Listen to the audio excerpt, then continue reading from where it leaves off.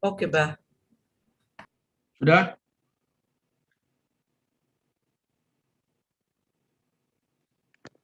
Udah. Shalom alaikum, Beshem Hamasyah. Saudara-saudara, kita bertemu kembali di dalam ngaji Alkitab kita yang ke-78. Dan pada kajian kita, saat ini kita akan membahas 2 Raja-Raja pasal 18 sampai dengan pasal 20.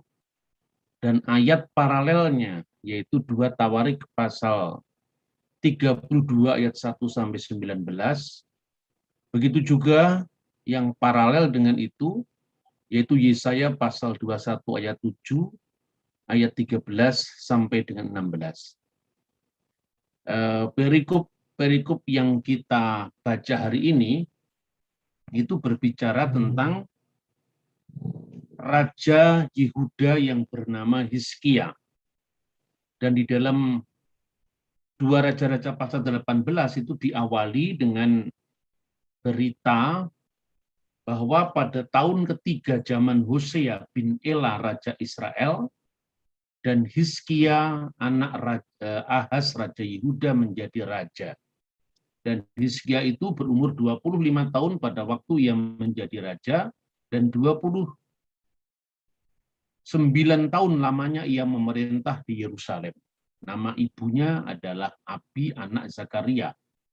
Lalu pada ayat 3 digambarkan bagaimana dia melakukan apa yang benar di mata Tuhan dan tepat seperti apa yang dilakukan oleh bapa leluhurnya yaitu Daud. Artinya seperti terbukti dari beberapa ayat Alkitab yang kita baca dalam kajian-kajian kita sebelumnya bahwa kerajaan Yehuda itu ditandai sebagai Bet Daud atau rumah Daud karena posisi Rehabeam yang adalah cucu dari Raja Daud dan itu melanjutkan dinasti dari Raja Daud sehingga Daud juga menjadi rujukan moral bagi kerajaan Yehuda. Dan agak berbeda dengan kerajaan Israel di sebelah utara yang adalah merupakan raja-raja penerus dari Raja Yerobeam yang dikenal sangat jahat karena menandingi Bait Allah Yerusalem dengan penyembahan asing yang melakukan sinkretisme antara sembahan Israel dengan ilah-ilah lain yang kemudian berpuncak pada kerajaan ketika berpindah ke Samaria yang rajanya adalah dikenal juga sebagai raja yang sangat jahat yang namanya Omri. Dan karena itu di dalam prasasti-prasasti di luar kitab suci pun penanda dari kerajaan utara itu disebut Bet Omri. Jadi disitulah dikenal raja-raja yang terkenal lalim tapi juga sinkretis antara lain Ahab kemudian Omri. Sementara sekalipun juga seringkali raja-rajanya jatuh ke dalam dosa tetapi ditimbang dibandingkan dengan kerajaan Israel, Yehuda lebih baik atau lebih bersih. Sehingga ditandai dengan istilah Bet Daud atau rumah Daud. Lalu pada ayat 4, 2 Raja-Raja 18 itu mengisahkan salah satu tolak ukur teologis bahwa ia melakukan apa yang benar di mata Tuhan, tepat seperti yang dilakukan Raja Daud, bapa leluhurnya. Apa yang dilakukan dalam bidang teologi, Hizkia menjauhkan bukit-bukit pengorbanan yang menemukan tugu-tugu berhala dan menebang tiang-tiang berhala. Dia meremukkan tugu-tugu berhala dan menebang tiang-tiang berhala, menghancurkan ular tembaga yang dibuat Musa. Sampai pada masa itu orang Israel memang masih membakar korban bagi ular itu yang namanya disebut Nebustan. Jadi sebetulnya ada 2 model pemurnian agama di sini. Yang pertama adalah penegasian bahwa tidak ada ilah-ilah yang lain selain daripada Allah Israel. Dan yang kedua itu adalah pemurnian dalam peribadatan. Karena sekalipun agama itu bisa lurus di dalam konsentrasinya kepada Allah yang satu dan menegasikan ilah-ilah yang lain, namun kadang-kadang simbol itu menjadi halangan untuk memurnikan peribadatan yang benar. Itulah sebabnya sekalipun Tuhan pernah memerintahkan Musa untuk membuat ular tembaga, dan itu sebagai bukti, ya, simbolis bahwa sesungguhnya dia harus memandang pada penyelamatan Allah semata sebagai penyembuh umatnya. Tetapi dari apa yang bersifat ikonografi itu jatuh kepada ikonolatri. Jadi sebetulnya agama apapun itu seringkali berhadapan dengan dua aspek ini. Tuhan memperbolehkan kita untuk membuat simbol-simbol dalam peribadatan. Baik itu dua dimensi, misalnya lukisan atau ikon, maupun itu adalah tiga dimensi, misalnya seperti gambar kerubim yang dipasang di bait suci. Tetapi tekanannya bahwa Allah sebagai Tuhan yang roh adanya tetap tidak boleh digambar, tidak boleh dipatungkan. Yang boleh digambar itu adalah ciptaan-ciptaannya dan simbol-simbol kehadirannya. Makanya di dalam ajaran Kristen sekalipun diizinkan ada gambar-gambar atau ikon-ikon, tetapi itu tidak pernah dijumpai misalnya ikon Allah Bapa. Yang dikenal adalah ikon dari putranya Yesus Kristus. Karena itu peneguh inkarnasi bahwa firman menjadi daging. Jadi itu yang ditekankan dalam gereja. Namun demikian juga gereja tidak boleh jatuh kepada ikonolatri.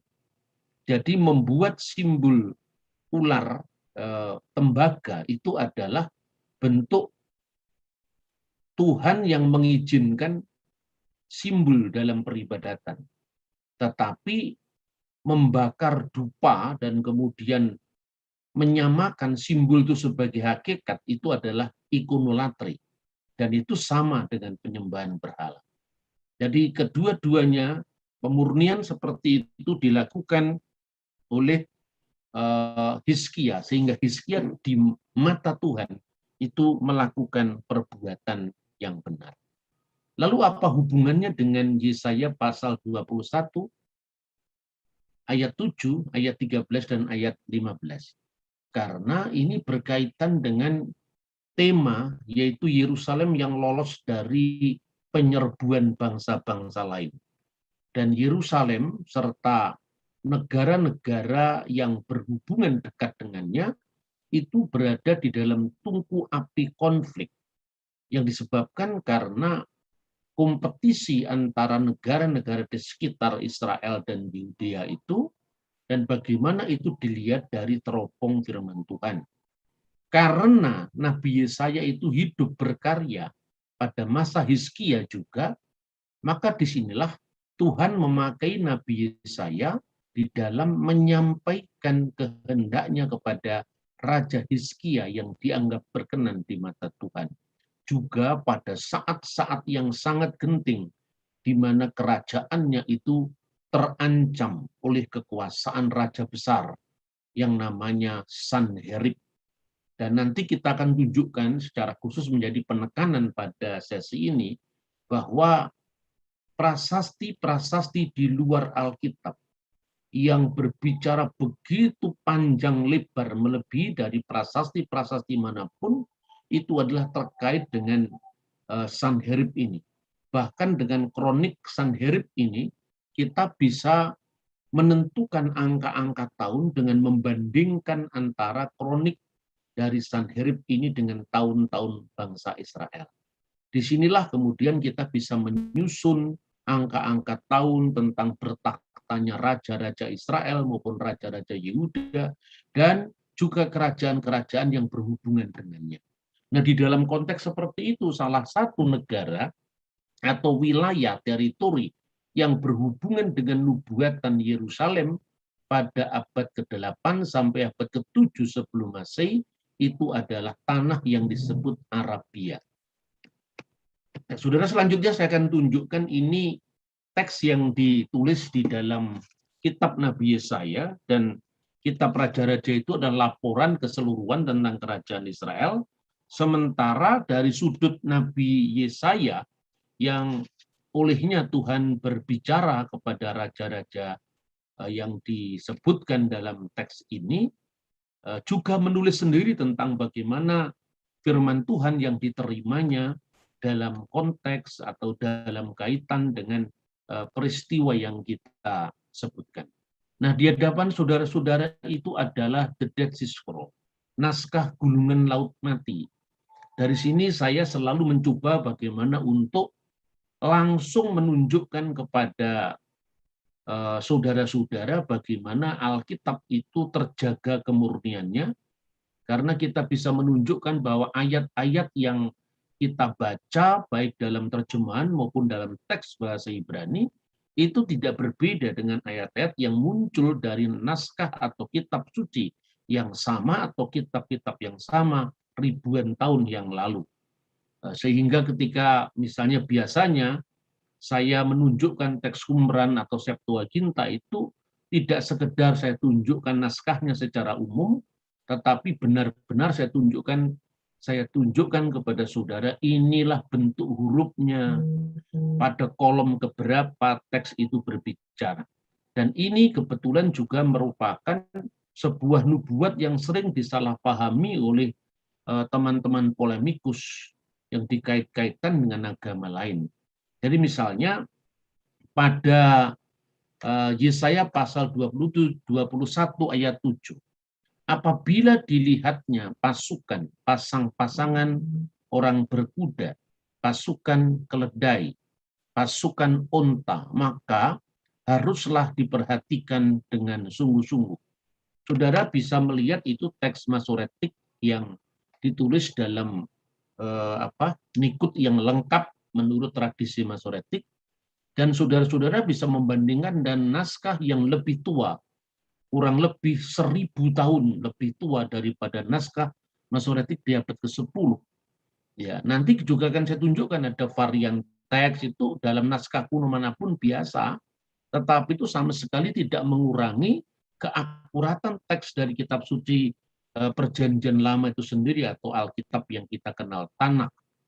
Nah, saudara-saudara, pada baris pertama itu segera saya sengaja saya crop, saya potong dari naskah yang kita sebutkan di sini, yaitu Wira'ah paling atas itu, yaitu dan dia melihat Rekef Semet Parasim, kereta kuda yang kereta pasangan kuda, ya, kemudian Rekef Hamor, yaitu kereta keledai, Hamor, Rekef Gamal, kereta unta, ya.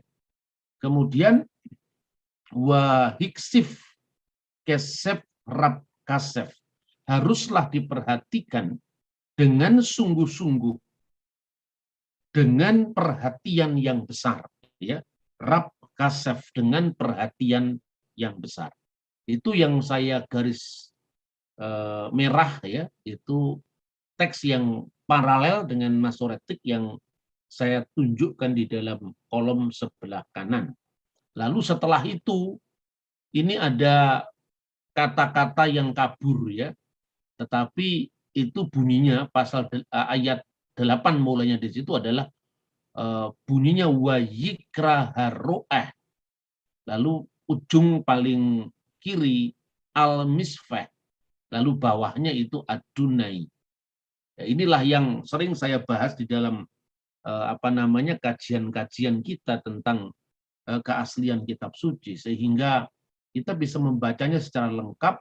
Wira'ah, Rekef Semet, Rekef Amor, Rekef Gamal, Wihiksif Kesef, Rab Kasef, Wayikra Haro'eh, Al-Misfeh Adunai, Anoki Omet Tamit, Yumam Vi'al Mismarti, Anoki Nisabkal Halikot. Jadi di sini jelas sekali bahwa ada sedikit perbedaan, di mana di dalam naskah Masoretik disebut Aryeh, Dia disebut haroeh yang artinya orang yang melihat. Tapi keseluruhan dari naskah itu mendukung ungkapan haroeh, yaitu orang yang melihat, karena konteksnya adalah seorang pengintai.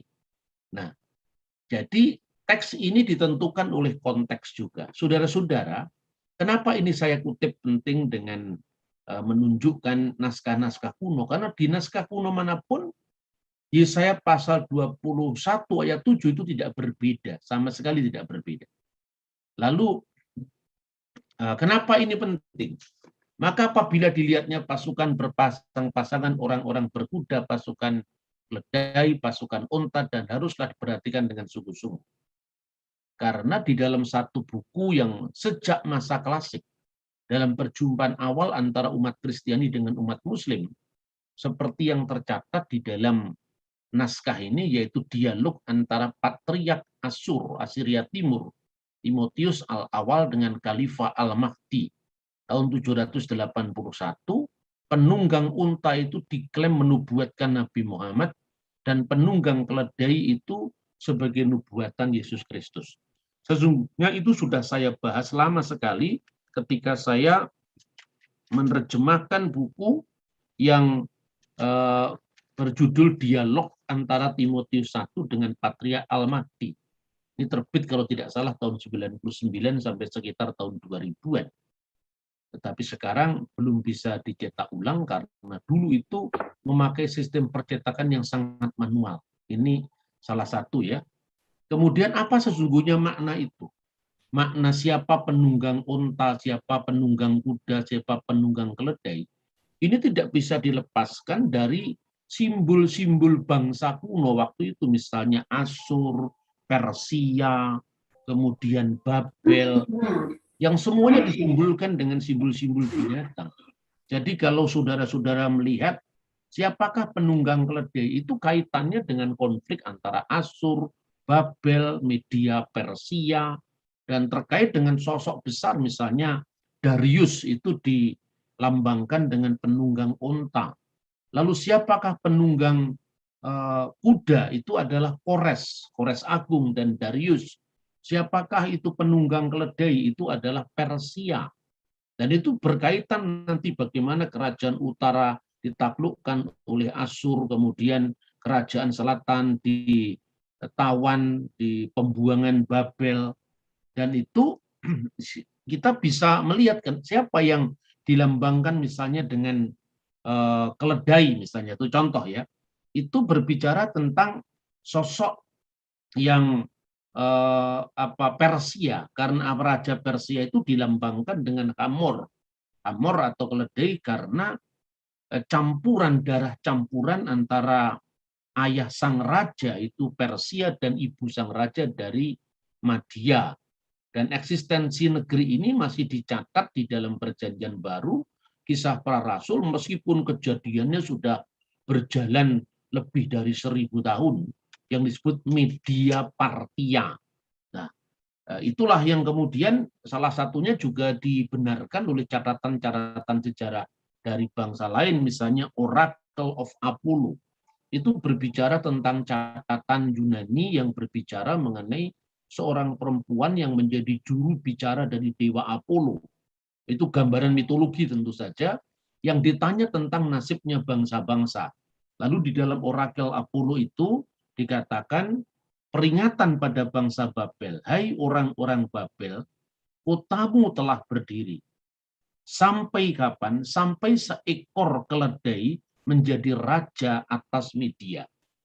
Nah, makanya ini merujuk kepada siapa? Merujuk kepada Kores Agung, raja penunggang keledai yang nantinya mengalahkan Babel. Dan ketika dia mengalahkan Babel, itu nanti sejarah berikutnya, kemudian Kores Agung ini mengeluarkan dekrit yang dikenal dengan dekrit Kores Agung dalam bentuk prasasti silinder yang sekarang ditemukan. Lalu bangsa-bangsa yang dulu menjadi bekas jajahan Babel itu dilepaskan dan diperbolehkan membangun bait suci masing-masing. Semuanya ini masih berkaitan dengan teks yang kita baca, secara khusus apabila kita runut satu demi satu dengan bukti-bukti prasasti sejarah yang ada. Secara sekilas, kalau kita sekarang membahas tentang misalnya sosok yang dikenal dengan Raja Hizkia. Lalu di situ juga ada kaitannya misalnya dengan diawali dengan penaklukan bangsa Israel yang di sebelah utara. Kemarin kita membahas tentang prasasti Raja Tiglat-Pileser III yang mencatat di Bet Umria, rumah Omri, aku menggulingkan raja mereka namanya Pekah. Itu bicara tentang Raja Pekah di wilayah Israel. Jadi apa yang tertulis di dalam Alkitab itu bukan sekedar klaim pewahyuan secara sepihak yang hanya dipaksakan untuk diyakini, tapi ternyata bisa kita jumpai paralelnya dengan catatan-catatan sejarah di luar Alkitab yang semua atau sebagian besar sejaman. Nah, kemudian kita juga bisa melihat sosok Sanherib. Nah, sosok inilah yang diceritakan selanjutnya di dalam dua Raja-Raja pasal 19, di mana tekanannya setelah kerajaan utara itu nantinya ditawan oleh Asyur, ya, dia berhasil menawan kerajaan utara dan kemudian dia memperluas taklukannya ke bagian selatan. Maka setelah kerajaan utara itu jatuh, yaitu Samaria, pada gilirannya dia akan menaklukkan kerajaan selatan. Ya, kemudian kerajaan selatan pusatnya di Yerusalem. Lalu karena Tuhan melihat bahwa Raja Hizkia itu benar di mata Allah, benar di matanya, maka Tuhan akan meluputkan Yerusalem dari tangan Sanherib. Inilah tekanan yang diberikan di dalam dua Raja-Raja pasal 19.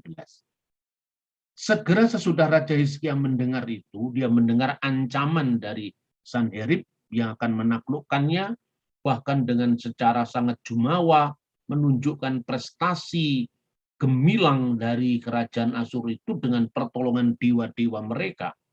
Lalu Hizkia mendengar ancaman itu dan dia mengoyakkan pakaiannya dan diselubungi badannya dengan kain duga atau kain kapung, lalu masuklah ia ke rumah Tuhan. Disuruhlah juga Eliakim, kepala istana, Sebna, panitera negara, dan tua-tua di antara para imam dengan berselubungkan kain kabung kepada Nabi Yesaya bin Amos. Berkata kepadanya, beginilah kata Hizkia, hari ini hari kesesakan, hari hukuman dan penistaan, sebab sudah datang waktunya untuk melahirkan anak, tetapi tidak ada kekuatan untuk melahirkan. Mungkin Tuhan sudah mendengar segala perkataan juru minuman agung. Sebetulnya juru minuman agung itu mungkin lebih tepat seperti yang diterjemahkan oleh Alkitab bahasa Indonesia masa kini, ya, bahasa Indonesia sehari-hari, itu adalah seorang pejabat utama atau perwira tinggi dari kerajaan itu maksudnya. Makanya bagaimanapun juga ini adalah satu terjemahan, ya, kita bisa memilih terjemahan yang lebih tepat. Maka saya memilih terjemahan yang lebih tepat dari kata Ibrani Adonaf Leharep itu sebagai komandan utama, atau seperti terjemahan bahasa Indonesia masa kini itu adalah perwira tinggi, ya. Jadi perwira tinggi dari itu menghadap sang raja, kemudian memberi hukuman karena perkataan-perkataan yang telah didengarnya. Maka baiklah engkau menaikkan doa untuk sisa yang masih tinggal ini. Lalu digambarkan dalam ayat selanjutnya bagaimana Hizkia mengadu kepada Tuhan dengan membentangkan ancaman dari Raja Asyur itu di depan Tuhan, dan Tuhan menjanjikan bahwa Yerusalem akan lolos dari serangan Sanherib.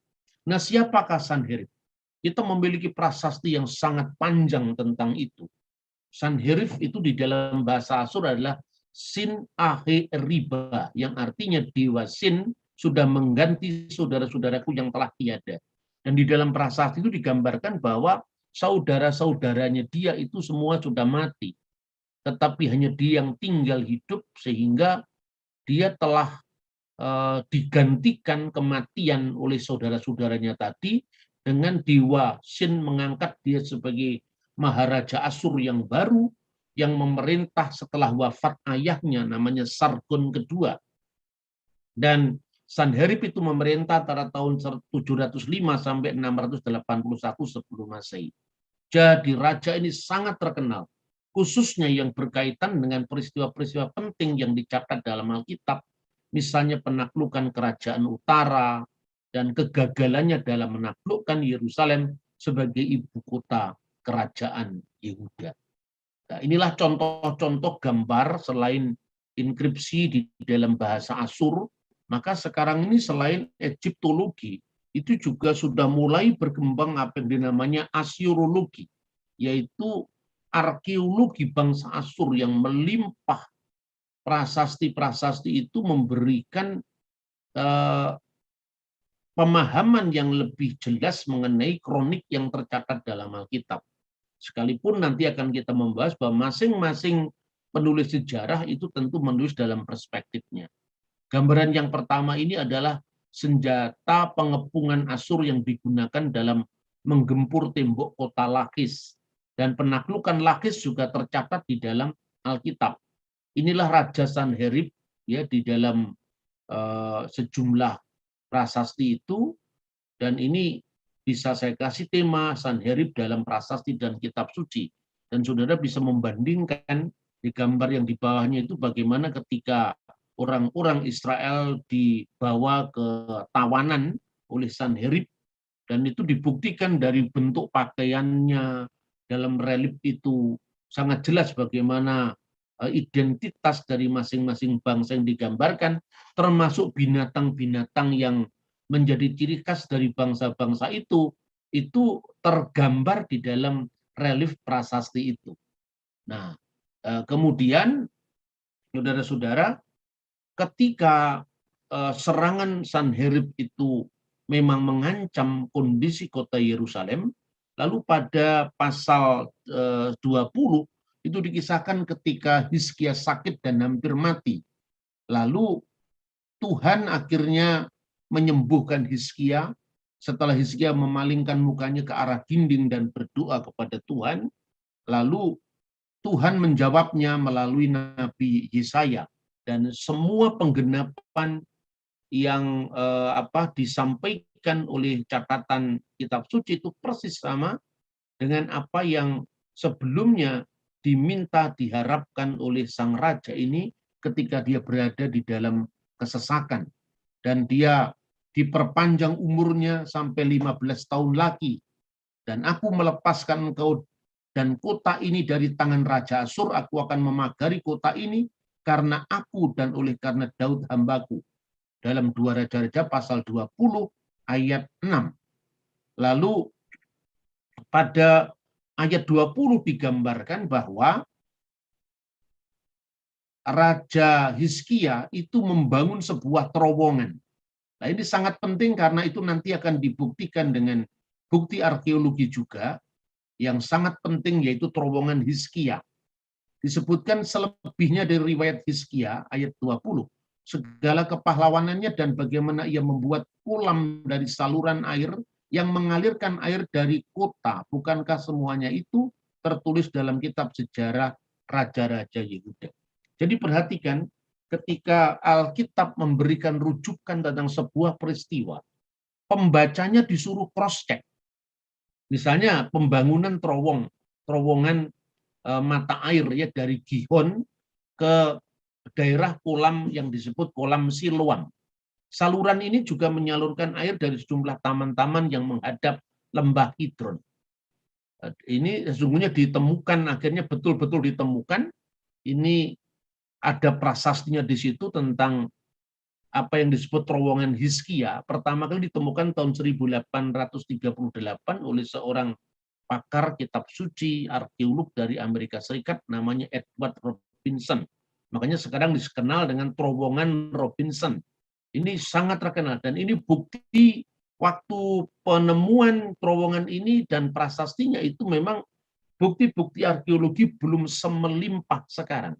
Dan akhirnya itu nanti diteguhkan kembali sampai ukurannya terowongan itu, satuan pengukur yang dipakai itu bisa dicocokkan misalnya antara alat ukurnya bangsa Asyur, alat ukurnya bangsa Israel, sistem penanggalan Asyur seperti kronik Asyur tadi, kronik Sanherib, dibandingkan dengan kronik bangsa Israel, sistem perhitungan tahunnya, sehingga kita bisa menemukan misalnya Hizkia menjadi raja tahun 715 sampai tahun 686 sebelum Masehi.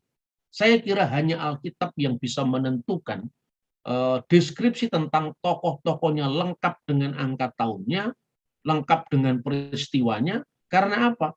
Karena memang dibuktikan paralelnya dengan prasasti-prasasti yang sejaman. Dan contoh tentang kehidupan Hizkia dan lolosnya Yerusalem dari kepungan Sanherib, ini buktinya sangat lengkap sekali, termasuk siapakah yang disebut bangsa Arab yang dinubuatkan dalam kitab Nabi Yesaya yang kita sebutkan tadi. Nah, inilah bentuk terowongannya yang disebut terowongan Hizkia. Ya, Nikbat itu adalah terowongan dari Hizkia atau terowongan Siloah, ya, terowongan Siloah kan, terowongan Siloam. Hizkia ini juga telah membendung aliran Gihon. Ini menurut informasi dari 2 Tawarik pasal 32 ayat 30 yang paralel dengan 2 Raja-Raja pasal 20 ayat 20 tadi. Hizkia ini juga telah membendung aliran Gihon di sebelah hulu dan menyalurkannya ke hilir ke sebelah barat di kota Daud. Ini terowongannya ditemukan. Dan saudara-saudara kalau pergi ke Israel dengan apa namanya ya, program ziarah yang lebih khusus, misalnya tanpa Mesir atau tanpa Yordania, lama kita tinggal di Israel misalnya, itu akan bisa melihat kota Daud yang lama, yaitu reruntuhan bait suci yang pertama, lalu reruntuhan bait suci yang kedua, sehingga ketika kita melihat Yerusalem itu tidak lagi Anda dibingungkan oleh misalnya ada 2 Golgota dan sebagainya, itu tidak akan ada lagi. Karena ketika kita meneliti dengan mata arkeologi itu tentu beda dengan mata pelancong atau wisatawan biasa yang hanya secara sambil lalu bahkan sambil lari melihat situs-situs itu tanpa penjelasan arkeologi. Padahal dengan kita melihat paralel-paralel informasi kitab suci dengan data arkeologi itu akan luar biasa, kita bisa memahami dengan takjub keajaiban firman Tuhan dalam Alkitab itu yang bisa dilihat dalam perspektif yang lebih luas dengan bukti-bukti sejarah dan arkeologi. Selanjutnya kita akan melihat prasasti dalam bentuk prisma yang dilakukan oleh Raja Sanherib. Tadi saya sampaikan ketika Alkitab memberikan sebuah deskripsi, ya, misalnya selebihnya riwayat Hizkia dan segala kepahlawanannya, bagaimana ia membuat kolam dari saluran air, mengalirkan air ke dalam kota, bukankah semuanya tertulis dalam kitab sejarah raja-raja Yehuda? Cross check sendiri, artinya apa? Sekalipun kronik sejarah raja-raja Yehuda itu sekarang belum bisa teridentifikasi kitabnya di mana, tetapi spiritnya kitab suci itu artinya begini, inilah yang dilakukan Tuhan. Berita-berita ini tercatat dalam banyak dokumen, tidak hanya saya catat. Sekarang kamu cross check di sejarah bangsa Yehuda. Nah, ternyata itu juga bisa di cross check dari sejarah bangsa lain, misalnya kisah-kisah tentang Yerusalem yang nyaris diluluh lantakkan oleh Sanherib, tapi tiba-tiba diselamatkan Tuhan dengan datangnya pasukan malaikat. Itu bisa di cross check dari misalnya kronik Sanherib dan tulisan-tulisan dari sejarawan Babel misalnya. Meskipun cara penyampaiannya itu berbeda. Dan itu persis juga di Perjanjian Baru, misalnya ungkapan ditampar malaikat, itu ungkapan teologis. Itu ternyata dalam tulisan sejarah sekuler, malaikat itu juga disebut angelos, duta kemalangan, yang dilihat oleh Raja Herodes Agripa misalnya. Begitu juga apa yang disebut ya tiba-tiba malaikat itu didatangkan Tuhan untuk menyelamatkan bangsa Yehuda, khususnya eksistensi kota Yerusalem, itu disebut dengan sangat jelas, ya, sehingga asal bencana itu bagaimana terjadi, kalau itu tidak secara jelas disebutkan dalam kitab suci, kita bisa menemukan paralelnya dari catatan-catatan sejarah bangsa lain yang melihat dari perspektifnya masing-masing. Tetapi dia mengacu pada peristiwa yang sama. Kalau Anda ingin mencatat sejarah kerajaan Sriwijaya misalnya, ada catatannya dari kronik Cina yang sejaman. Kalau Anda melihat misalnya tentang kerajaan Majapahit, Anda bisa juga menemukan kroniknya dari misalnya catatan dinasti Ming, catatan pelancong Portugis yang bernama Tommy Pires misalnya. Itu masa-masa akhir mulai masuk kerajaan Demak. Nah, kemudian jaminan Tuhan itu kita bisa akan lihat dari beberapa teks ini. Kita akan belajar dulu dari prasasti Prisma Sanherib. Prasasti dalam bentuk prisma ini memuat berita keberhasilan penyerangan Asyur terhadap Samaria dengan hasil pembuangan penduduk aslinya. Ini persis dengan kitab Raja-Raja yang kita baca pada pertemuan sebelumnya, jatuhnya kota Samaria di Israel Utara. Lalu berhasil di utara, nah ini yang menjadi masalah. Tentu belum tentu berhasil di selatan, yaitu di Yerusalem. Penyerangan terhadap kota Lakis yang diakhiri dengan permintaan damai oleh Hizkia. Ini juga tercatat dalam Alkitab. Sanherib menuntut 300 talenta perak dan 30 talenta emas. Hizkia memberikan semuanya itu. Itu tercatat dalam prasasti Prisma Sanherib. Dan itu paralel dengan 2 Raja-Raja 19 ayat 1 sampai 36, di mana Hizkia memberikan semua perak dari istananya dan dari bait Allah dan emas serta pintu dan palang pintu bait Allah. Dan ini saling melengkapi berita ini. Prasasti ini juga mengklaim 46 kota berkubu dan tidak terhitung jumlahnya kota-kota kecil yang direbut oleh Asyur dengan 200 sampai 150 orang dan ternak-ternak yang diangkut ke pembuangan. Sedangkan wilayah yang sudah dikuasai dibagikan kepada 3 raja lokal, yaitu orang-orang Filistin. Lalu pengepungan Sanherib itu menyebutkan bahwa Hizkia sebagai raja taklukan yang terkurung di Yerusalem seperti burung dalam sangkar. Itu disebutkan dalam prisma ini. Tentara bayaran dan orang-orang Arab yang dibayar oleh Hizkia melarikan diri.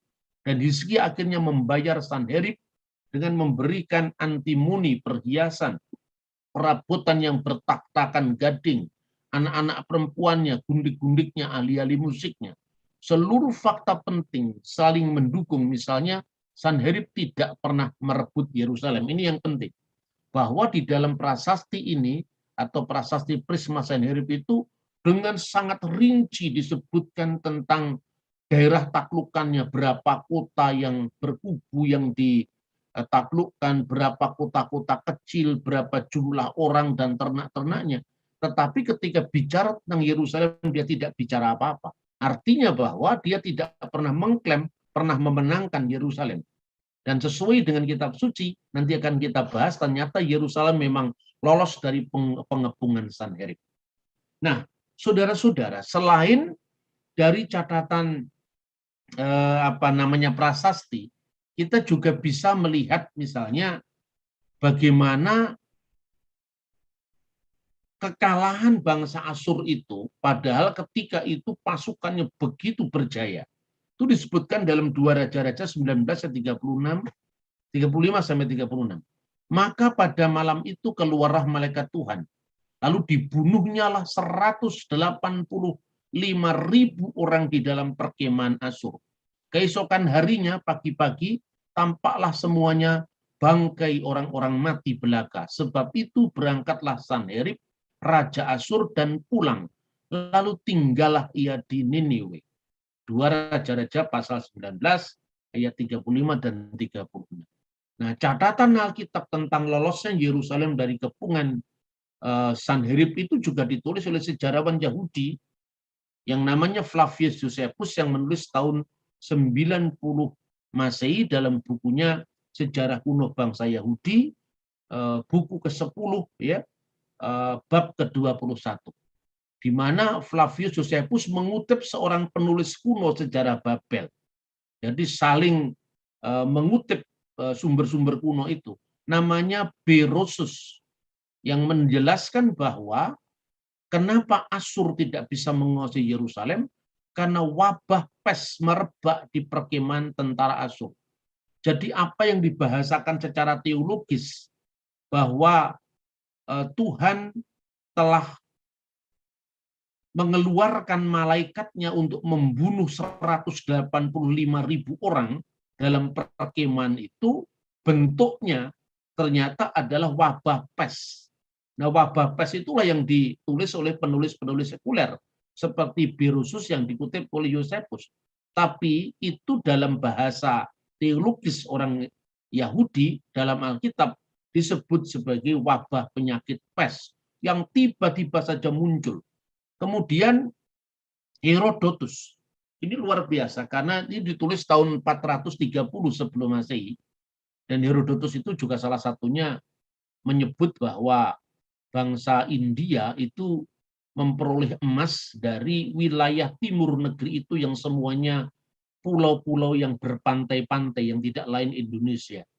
Maka ketika saya membaca tulisan Josephus itu, pikiran saya tidak hanya mengembara di Asyur, Raja Sanherib atau Raja Babel, Raja Darius, tetapi juga saya melihat ada satu wilayah dari peta dunia ini yang tidak mendapat perhatian penulis kuno, ternyata disinggung secara sambil lalu dengan sudut pandangnya dia ternyata.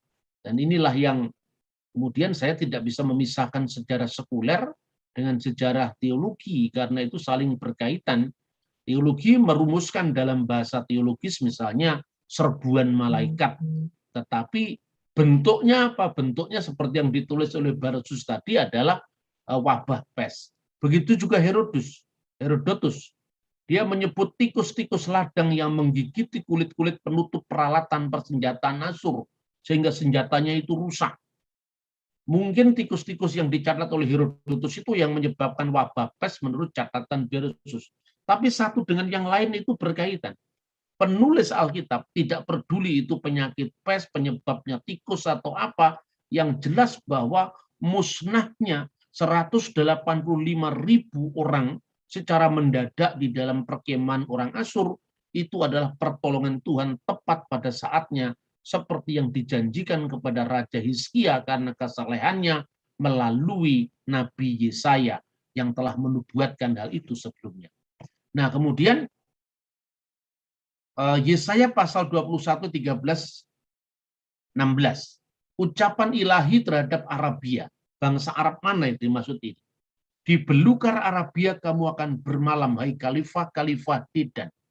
Dalam setahun lagi menurut masa kerja prajurit upahan, maka segala kemuliaan Kedar akan habis. Kita tahu Kedar itu adalah turunan dari Ismail. Bandingkan sekarang dengan deskripsi yang diberikan oleh Herodotus dalam bukunya Ilmu Sejarah. Buku atau bab kedua, buku yang kedua, bab 141. Ketika Sanherib, raja dari kaum Arab dan Asyur. Perhatikan, di sini Sanherib sudah menguasai orang-orang Arab, mengirim pasukannya yang besar ke Mesir, dan para pahlawannya tidak satu pun yang datang menolongnya, termasuk sekutunya yaitu Fir'aun Setnos. Karena itu, Fir'aun Setos. Karena itu Fir'aun yang resah masuk ke tempat ibadahnya, masuk ke kuilnya, dan di hadapan patung diwa, ia meratapi nasib malang yang akan segera menimpanya. Sementara menangis, ia jatuh tertidur dan dia bermimpi bahwa dewa datang dan berdiri di sisinya, menyuruhnya agar jangan khawatir. Sebaliknya ia pergi dengan berani untuk menemui pasukan-pasukan Arab yang tidak akan melukainya, karena dewa sendiri akan mengirimkan orang-orang yang akan menolongnya.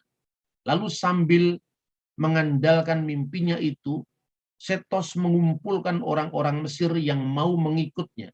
tidak satupun dari mereka itu adalah para pahlawannya, melainkan para pedagang, tukang, orang-orang di pasar yang bersama-sama dengan mereka berangkat ke Pelusium.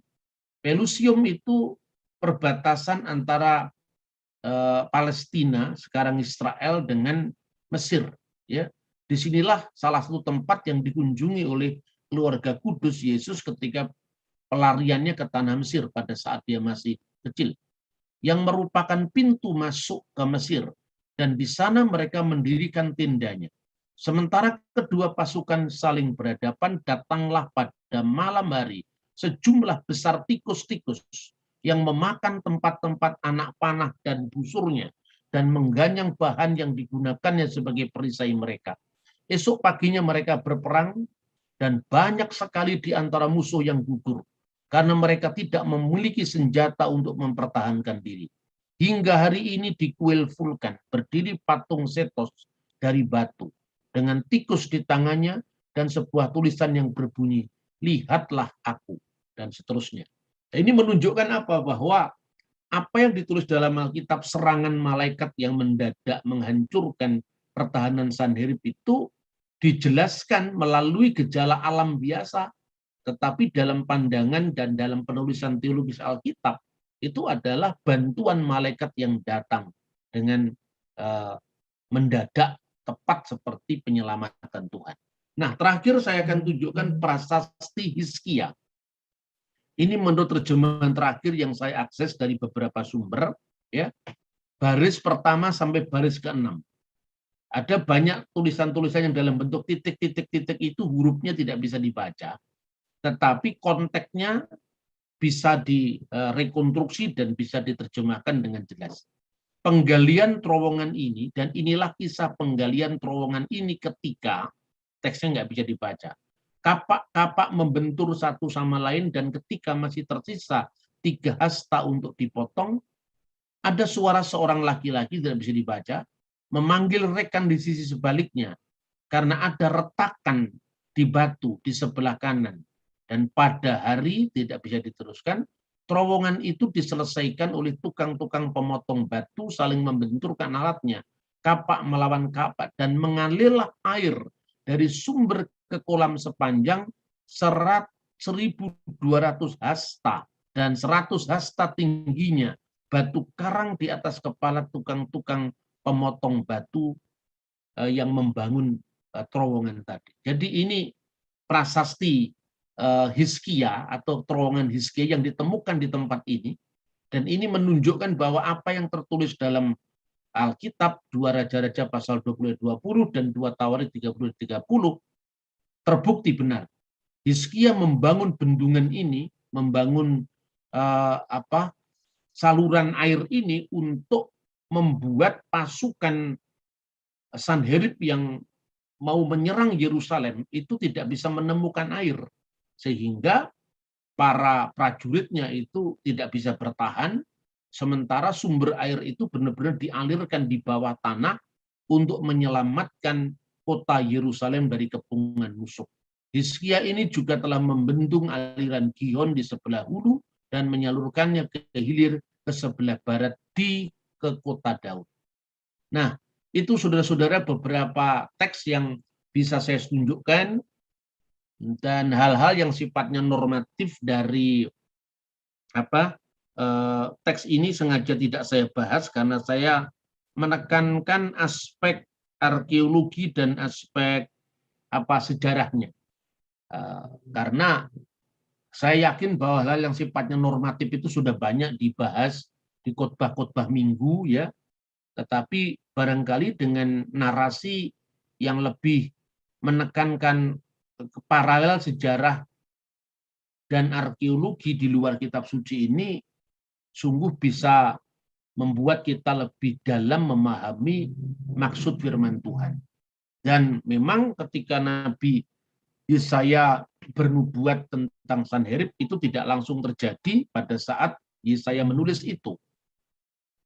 Tapi catatan sejarah menjelaskan apa yang tertulis dalam Alkitab, bahwa akhirnya Raja Sanherib itu pulang ke negerinya, ke Asyur, dan dalam catatan bangsa Asyur sendiri itu ditemukan bahwa di sebuah kuil Nisroh, Raja Asyur itu sedang mengadu kepada dewanya, tapi kemudian dia akhirnya dibunuh oleh anaknya sendiri, sehingga matilah Raja Sanherib itu. Dan kapan kematiannya dicatat dalam prasasti itu pada tanggal 20 bulan Tebet tahun 681 sebelum Masehi.